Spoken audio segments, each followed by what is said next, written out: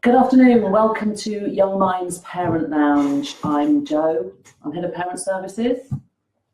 And I'm Caroline, and I'm a qualified mental health professional, and I deliver the callback service. And I'm Emma, I'm the Helpline Manager here at Young Minds. Brilliant, thank you so much for joining us today. We really hope you post some questions and comments and share our broadcast today. We'll try and answer as many of your questions and posts as we possibly can. We've already had some really interesting comments coming in today. It's a really difficult and important topic of school refusal, school anxiety, and I know it affects so many of the parents that we hear from here at Young Minds on our Parent Helpline. So I'm going to kick off with the first question to both of you. Emma, starting with you. When we talk about school refusal, what are we talking about? Jo, I think we're talking about three things. Now, first of all, one of the things that I really want to tackle today is giving meaningful advice to parents of younger children who are just reluctant to go to school. So we've got a subset of children, young people who are attending, but it's becoming more troublesome and more challenging day to day for those parents. We also already have heard from hundreds of parents this month on the helpline about children, young people who haven't gone back to school after the school holidays. So school refusal is affecting so many parents. But thirdly, there's an additional element. There are lots of children who are fully out of the education system, and that means that what they're going through is entrenched. It may be acute or chronic, and there may be complex reasons as to why they're out of the education system. So we're going to tackle all three topics today. And it's a massive issue. So I think in terms of the things that we hear from on the helpline, it's one of our top topics, isn't it, that parents contact us about. And one of our mental health professionals, you get an awful lot of questions from parents around school refusal. We do, and I think this is a peak time now as the children return to school and the start of the new school year. And I think a lot of it is about nipping it in the bud and acting quickly and early. And I think it's such a hidden topic. So I think in terms of what we talk about, what we hear in the press and the media, I don't think it's fully acknowledged or dealt with as a sort of significant topic that it is. I think it's really buried. Would you say that's fair? I think it can be quite a lonely issue for parents. They feel they may be the only parent in the playground having that experience. Excellent. Yeah, and I think we both talked about it. You've had experience of it as a parent. Absolutely. I have as well. I think you've had the kind of the reluctance ends. Yes, the early on. I think my daughter was 5 or 6, 5, starting school, and I was that parent standing in the playground, child clamped to my leg, and really getting very, very upset, and me just standing there thinking, what do I do? It's horrific, isn't it? It's so painful. And I've had the severe end where my child has been really too unwell to be in a school setting. So I think between us, we've got a lot of kind of experience. So what are some of the underlying causes? We've had, as I say, quite a few posts already. Bullying is coming up quite a bit as a key topic. So thank you for the posts you've posted already. But Emma, what are the kind of key underlying issues? Bullying is definitely a big one. I really agree with that. Also anxiety. Lots of children are so anxious that they're anxious about getting out of bed, leaving the house, getting to school. Also, there's so much academic pressure that children and young people are under. Interestingly, we did a huge piece of work at Young Minds called Young Minds Versus, and one of the things that came out of it was that children and young people are saying one of the problems with school is that it's an exam factory. That was a term that was used, and it really makes you understand the level of pressure that they're under. So exam pressure, attainment, peer pressure, bullying, anxiety, family relationships as well. So if I'm a 12-year-old and I've got a mum at home who's really, really unwell and I'm a young carer, I might be feeling really worried about leaving mum and how is she going to cope without me? So it may not even be a reluctance to be in school, it's a reluctance to not be at home on some occasions. But also, Jo, you picked up on a really important issue, which is there are some children and young people who are not well enough to be in school as well. So some children and young people have entrenched mental health problems, illnesses and disorders. And there are occasions when children are simply not well enough to be in that environment.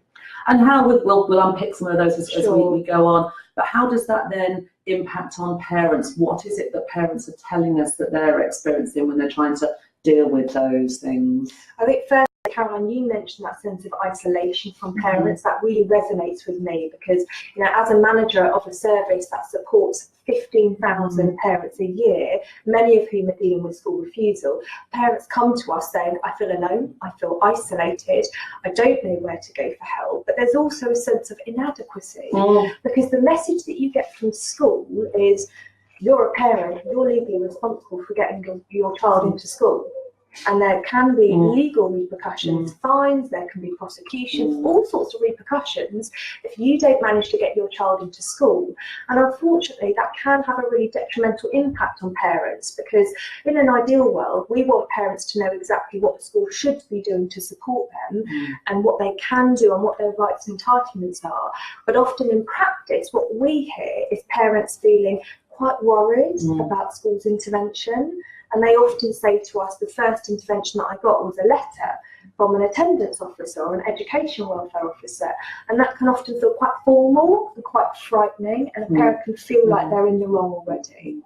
I think you want to add anything to that, Caroline? I think just a word about how some parents may feel utterly confused by the system. Yes. It's not always clear what school are expecting them to do, and that there may be a lot of people saying different things, and that may also happen within a family setting, of course. So that conflict and confusion around what is the best advice, what is the best way forward. I think schools, my experience, kind of take a blanket approach. It's all about attendance, and I think that's the pressure they're under, isn't it? It's about attendance, it's about attainment, it's about league tables. They don't take a holistic approach to a child.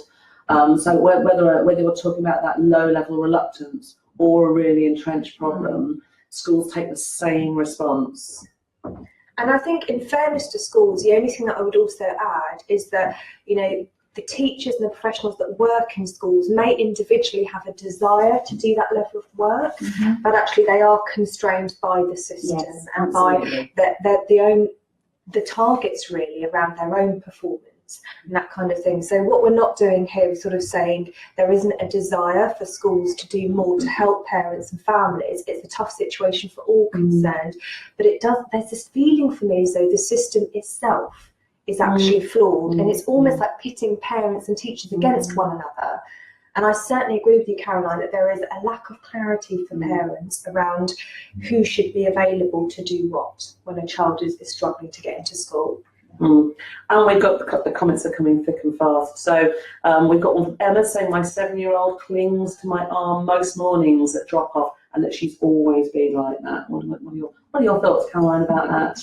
Well, first of all, I would empathise a little with Emma. That is quite a difficult situation and upsetting to yourself as a parent. But actually, what her son needs is for her to show her confidence that school is a safe place. This is where he needs to be, and to, by giving that message, that will help him to see that it's okay. Mum is doing the best for me, and in the long term, and hopefully in the shorter term, that he will get into school, that it will be okay.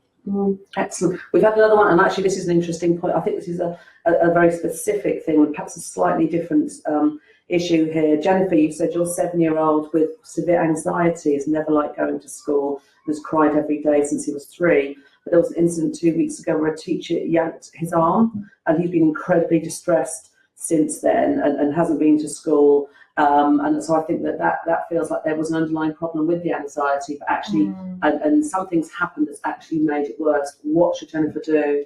I mean, I would suggest, Jennifer, first of all, I'm so sorry that this is happening for you. It does sound really upsetting. And also, as a parent, you look at your child suffering and struggling, and you just want to do something quickly and instantly to make it all better for them. So it is quite tough for you. But I would really make an appointment and speak with the school. I think it's about a face-to-face meeting to get to the bottom of what happened. And it's not about really playing a blame game. It's not about saying, oh, you assaulted my son. But I think it is about saying there was an incident and my child has been impacted, and it certainly increased his anxiety. What I want to do is to get to a point where my son can feel there is a level of trust that he can regain back in you as a school professional, that he's safe to come back into the classroom. I think deep down, you and the school will want to achieve the same thing. It's just about taking those baby steps to get you back on track. Excellent. Caroline, anything you want to add to that? I think, again, it's about clarity. You know, what was the incident about? Because it may be that it was a teacher keeping him out of harm rather than anything. We don't have the context. No, we don't have the don't. context, of course. So having that meeting with the school staff and just understanding what happened, and then looking forward, what could be put in place to help your son back into school. I think that's a really important point, actually, because parents often just don't feel confident broaching these things. They don't feel confident tackling schools or challenging issues. I think you can, you trust that schools are dealing with your child, and you feel immediately you're the problematic parent, you're the angry parent, you're the troublemaker. It's going to make things worse. So, what should parents do in terms of not feeling concerned about actually addressing something? I think having a very positive way of approaching it. So leaving blame at home, perhaps. Yeah. Maybe taking someone with you. Maybe making some notes beforehand so that you feel that you've been able to say what you want to say, but in a collaborative, positive way, so that parents and schools are working together and not apart, sort of linking it to what you're saying. And if I could just add to that, Jo, one of the things that parents have often said to me on the helpline is, look, to be completely honest with you, my child is too anxious to go to school at the moment, but I just don't feel able to tell school that, so I've just said, we've got flu. And it's almost like it's a trap that parents fall into. Parents say this because they feel judged, because they feel blamed, because they judge themselves at times as well. But what's really difficult is that's where, if a school start to question the authenticity of what's being said to them, then they may start to ask more questions. They may start to ask for medical certificates, for evidence from GPs, and you get into really difficult territory.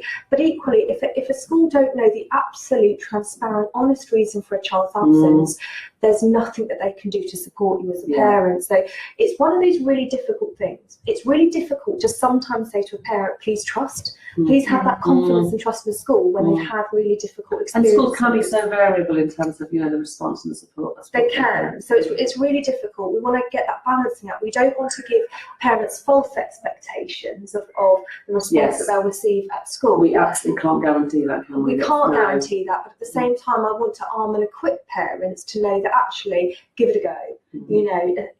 If this is the first time that your child has been reluctant to attend to school, and you've no back history that informs you and makes you really, really worried and suspicious about how they'll respond, that's definitely a really positive time to say, actually, this is the first day my child hasn't gone to school, and I'm going to tell school exactly what's happening openly and transparently, and just ask them for help and support. Excellent. I've got a couple of really interesting questions. Thank you for your questions. They're coming through thick and fast. Actually, I'm going to give this one to Caroline. Kathy, this is a really difficult. I can really feel your concern here. My 11-year-old who has panic attacks was due to start grammar school 2 weeks ago. We're only making slow progress in that today she wore her uniform for the second time. That's fantastic. We've sat outside of school, trying to feel calm. Is this the right approach? How small should the steps be? Caroline, I'm going to give you that one first. Okay. Sometimes the steps have to be very, very small. And although that might feel a bit disheartening, it sounds like you're making progress. And if this problem has been around for a while, if anxiety has been around for a while, then it's not suddenly going to go away. So we know that small steps are very, very appropriate. What I would wonder is, have you got the school system working with you as well? What support are they able to give you? That would be one of my questions. And do you need more support from the school? But equally, I think trusting your instincts, you've made some good inroads there. You've got her in uniform. You've sat outside school. I think that's a really positive step. Excellent. Do you want to add anything to that? All I can say is, Kathy, I really feel for you. This is a really difficult situation, quite heartbreaking. And I think the difficult thing about panic attacks is they can feel like it's a volcano. At times it feels like it's come out of nowhere. And there are going to be days where you feel like you're taking 3 steps back and only 1 step forward. But have confidence and faith in your ability, because actually there is nobody who is a better expert at managing this than you, Kathy. So please keep going, because you are doing a fantastic job. Excellent, thank you. We've had reply. Jennifer, I think sometimes it might be better to kind of call the helpline. So have a look on the website after this broadcast. If there's a more entrenched problem, I think it might be better with some callers that we unpick those kind of comments and the issue with you more. But we're going to really try and get you some good quality advice and support. But a question from Leanne. We've got Leanne, your daughter is almost 8.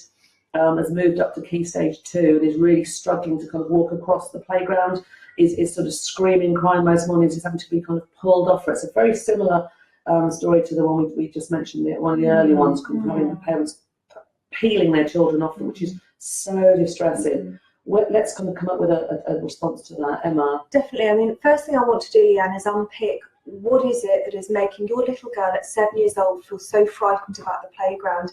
It may or may not be related to the actual physical playground. It might be what it represents. It might be something about the school. It might be that having something simple as somebody meet her at the front gate, having a designated teacher's assistant, having a member of staff, or having a child who's part of a buddy scheme that's her best mate that can meet her, that can sort of walk her through. It may be that what you need is a very slightly, for a short period of time, even later start time.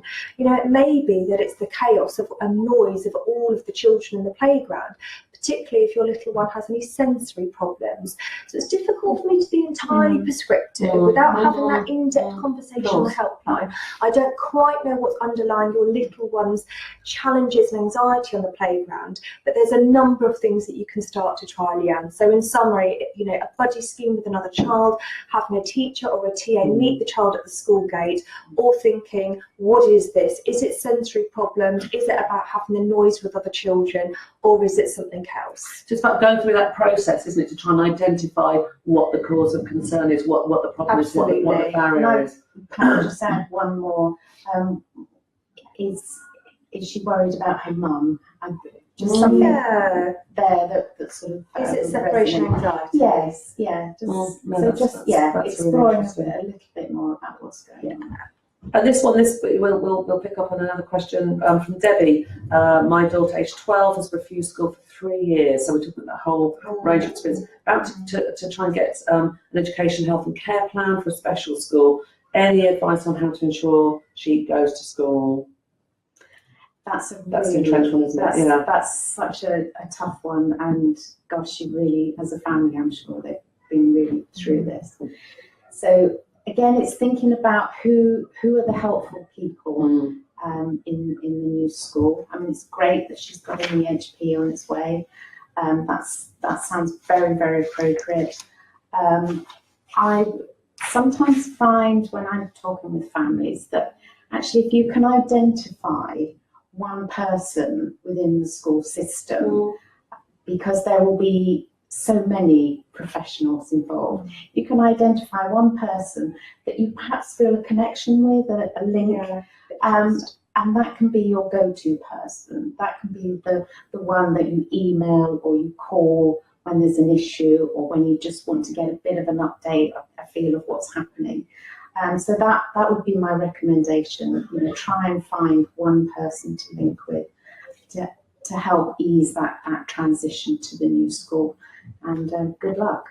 And just to add to that, I would also say, you mentioned, Debbie, the words SEN school. So I'm wondering, what are the special educational needs or disability that your daughter is experiencing? So there's a back history there that would probably, certainly if we did speak to you on a helpline, we'd be able to explore that back history and really provide you with in-depth tailored advice. But I'm also just wanting to acknowledge, wow, if a child's been out of the education system for 3 years, in order to reintegrate them back, you may have to think about, a reduced timetable. Does it start off with limited hours? Is there sort of a plan that's put in place between you and that one trusted person that Caroline has identified might be useful for you to make contact with, to make it into gradual stepping stones, because I think it would be very difficult for your daughter to go from not attending school for 3 years to going into a full-time setting. Excellent, thank you so much. If you just joined us, we're at Young Minds Parents Lounge, and our topic for today is school refusal. Emma, do you want to recap for me? Absolutely. So today we've just talked about the fact that we want to arm parents with advice in 3 different areas. We're looking at younger children who are reluctant to go to school. We're also talking today about children who haven't made it back into school since the school holidays. So that's that early school refusal. But we're also looking at children who are out of the education system. And what we know from speaking to 15,000 parents every year in the helpline is that often when children are out of the education system, there are often complex and entrenched either physical or mental health problems that may underlie that. Brilliant, thank you so much. This is an interesting question. Corinne, so my daughter suffers from a fear of being sick. So on occasion she does go to school and enjoys going to school, but on other occasions is unable to. I think the fear is that there's nobody there to help. Do you want to just pick up on that? How something like that can actually impact on attending school? Now, Corinne, what you're describing is actually a recognised condition. There is a term called emetophobia, which does equate to a phobia of being sick. And I think what you described probably requires a little bit of specialist intervention. So if you're not already involved with the GP, that would be an excellent starting point. So I would take your little one to the GP and really ask for a referral to a child and adolescent mental health service. But that's only if all of the physical possible routes have already been ruled out, because there can be so many different causes of a phobia of being sick. For example, often it's rooted in something that started as physical. So we often speak to families on the helpline where perhaps there's been a stomach bug or an illness, but after everybody's recovered from that, it then becomes the worry and the anxiety about the reoccurrence and the risk of reoccurrence. So this is often where these phobias can start to creep in. When a child experiences generalised anxiety, often that generalised anxiety can manifest in very specific, small individual ways. And often this can be things like a phobia of being sick. But I do think it's just about sort of identifying what was the starting point? How did this emerge? Is there anything physical that's going on? Has that been ruled out rather? And can we start to get the right support through the GP in place? Mm-hmm. Do you want to add that, Caroline? Just, I think, finding out the context for the vomiting, because if it's happened in school, it might be that school could be key here in addressing her daughter's fears.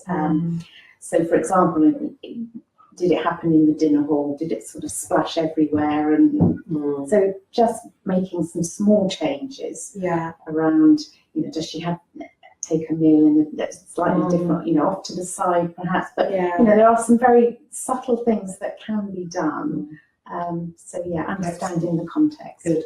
Again, this is a really interesting one. This is a whole new topic. So, Beth, what advice would you give to parents who are not getting support from school and are being threatened with prosecution? I think you said you run a Facebook group and you hear from a lot of parents who've been accused by school of fabricating illness and either referred to social service or threatened with being referred to social services, which can deter them for pushing for extra support.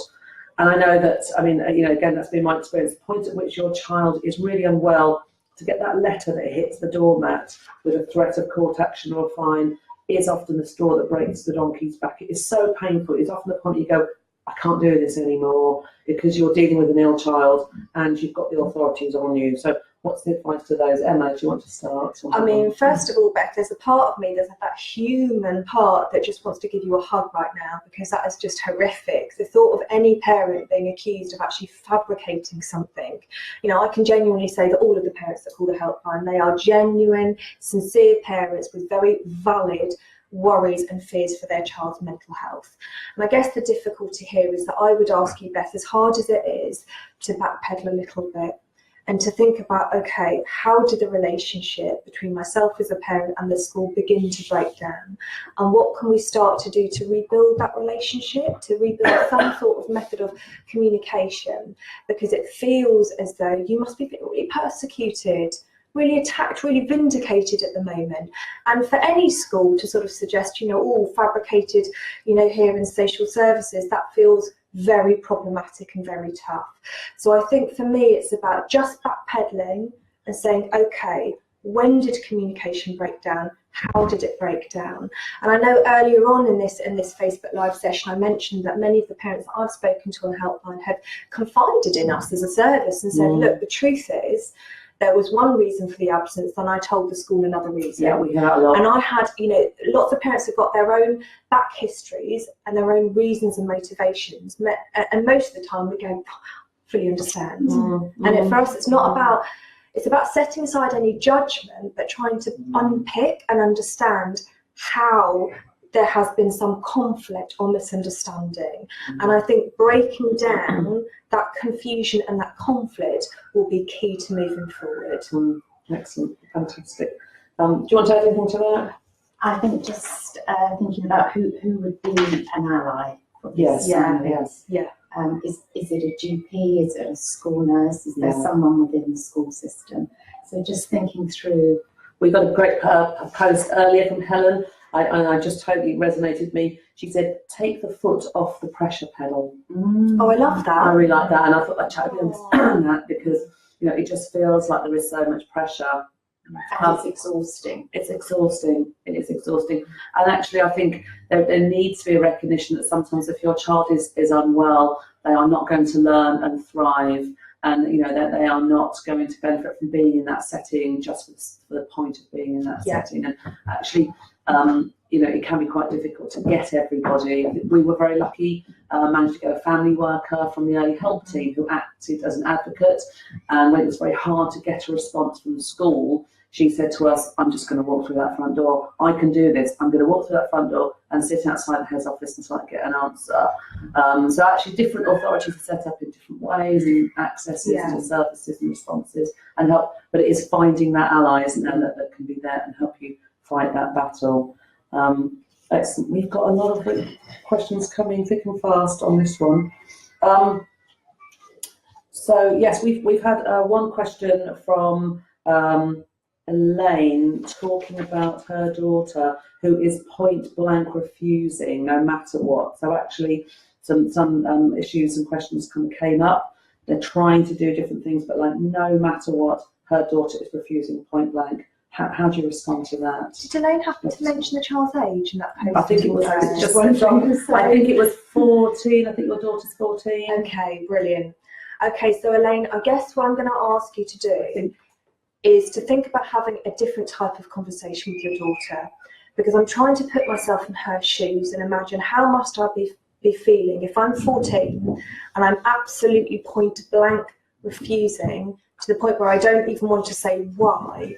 I imagine that she might be feeling quite ashamed, quite guilty, knowing the type of legal repercussions that might come your way long term, the type of pressure that you may be under, and the impact on the family, the impact even on her teachers at school. And sometimes it's really useful just to take a step back and say, darling, I just want you to know that I'm not ashamed of you, and I don't blame you, and I'm not angry at all. All I want to do is understand what you need from me to support you. And there are all sorts of options that we can look at together. Now, it may be that something has happened at school. There may have been some really serious bullying. There might have been an incident. There might be something which actually is quite irrevocable. It may be that your daughter possibly even needs to have a managed move to another school. Now, I certainly wouldn't be quick to make that assumption, but I think it's just about sort of giving your daughter that sense that you're there for her, that you are her safe person, that she can trust in you 100%, no matter what's going on, that you have her back, that you are with her and alongside her, and just to know that you will guide her through this, and you'll look at any options that are necessary.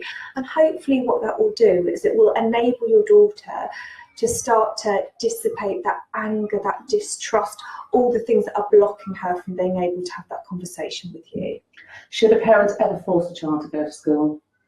Woof, Jo. Oh, depends on the age, I think. So if we're talking about certainly younger children, they may need a parent to be in that position, you know, the adult taking charge, knowing that school is a really safe place and the best place for that child to be. And who decides, in terms, we talked earlier about absence and authorised absence, who decides if an absence is authorised, if it's legitimate? It is only the school, I'm afraid, which is a really hard one for parents. So school guidelines are very clear that only the school can decide whether an absence is marked as authorised or unauthorised.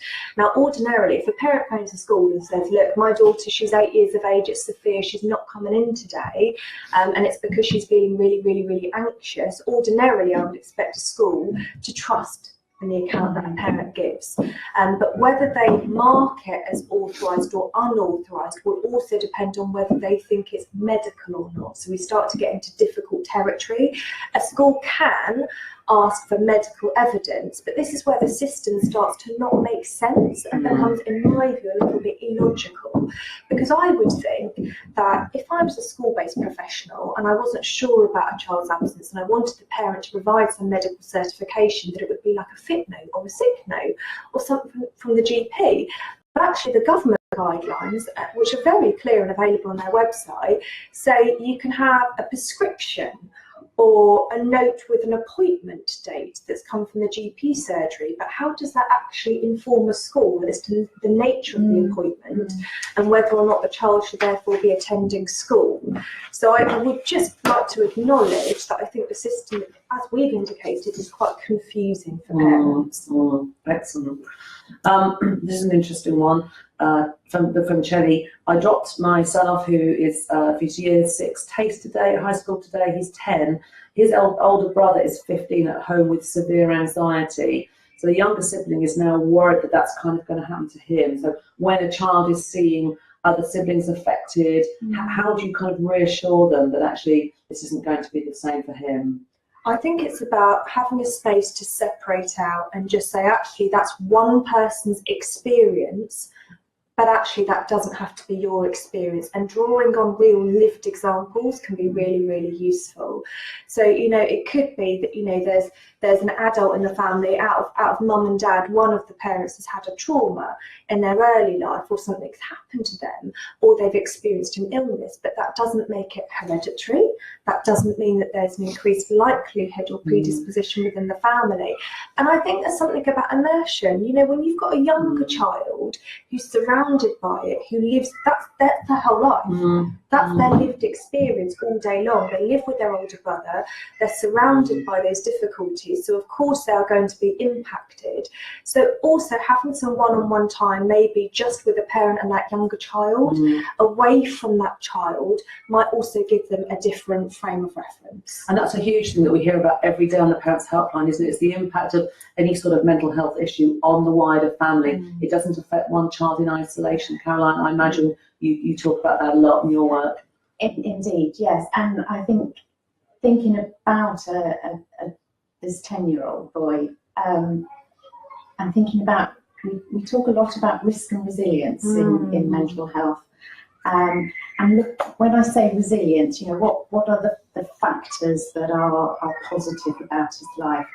And having a parent who is actively caring and researching what to do, thinking about his self-esteem, and ways to raise that, thinking about his confidence, how he feels about himself and others. And so looking for any opportunities to keep those conversations going, but also to make him feel good about himself. Yeah. Emma, I know you've crafted some top tips. Do you want to kick us off with your first 2 top tips? Of course, Jo. And just to make you aware, for anyone just joining us now, we are talking today on the YoungMinds Parent Helpline about school refusal. Now, I'm going to give you some top tips, but these top tips focus particularly on younger children who are reluctant to go to school. So we're not at the moment talking about children out of the education system. So if you're a parent of a child, a younger child who is really reluctant to go to school at the moment, I would try and ask them, what is it that they're finding difficult? Really try to get to the bottom of that underlying, why is this happening? Reassure them that they're not going to be in trouble. No matter what they say, this is a safe place and you are a safe person for them to talk to. And what you want to do is to support them. And you're going to work with them to find the best possible solutions to make them feel happier. So that's top tip number one. Secondly, try ever so hard to contain your own anxieties.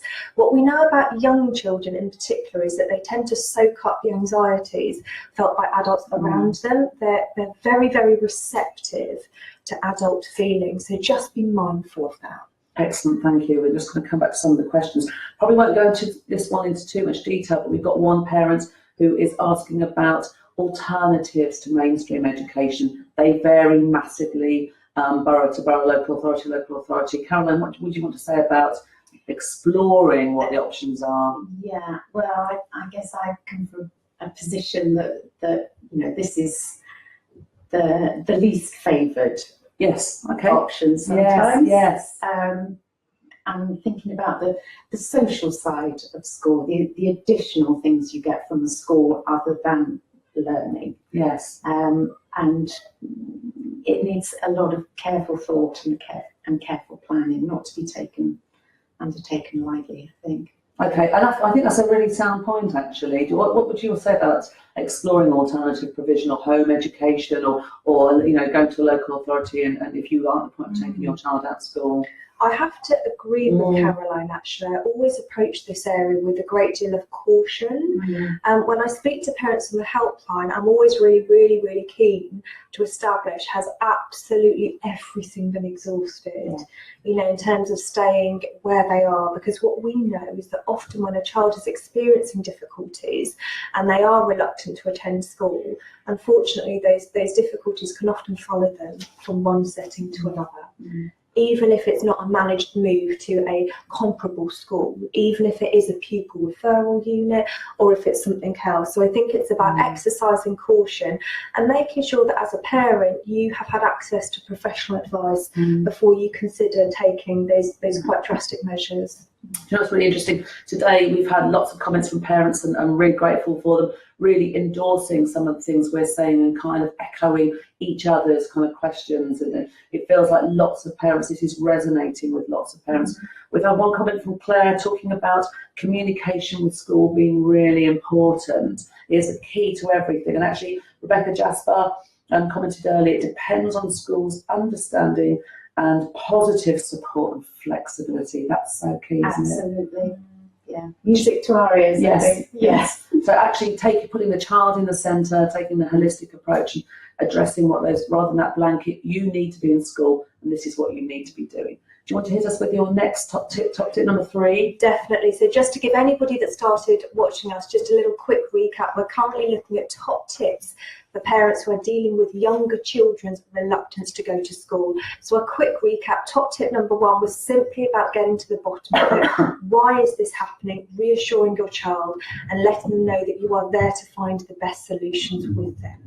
Secondly, it's just about containing your own worries, because we know that children can absorb the feelings felt by parents around them. The third top tip is just around looking at routines. Routines are incredibly significant for younger children. So I would suggest get their clothes ready with them the night before. If they've got a sort of backpack or a school bag, get all of that ready the night before. Think about the bedtime routine. Have something that you know works. You want to get them really soothed and settled. You want to make sure that they're getting enough rest before the next day at school. And even break down the routine in the morning the night before so they know what to expect. Excellent. Do you want to keep going? Do another couple? Fantastic, no problem. So my next tip would be motivate your child.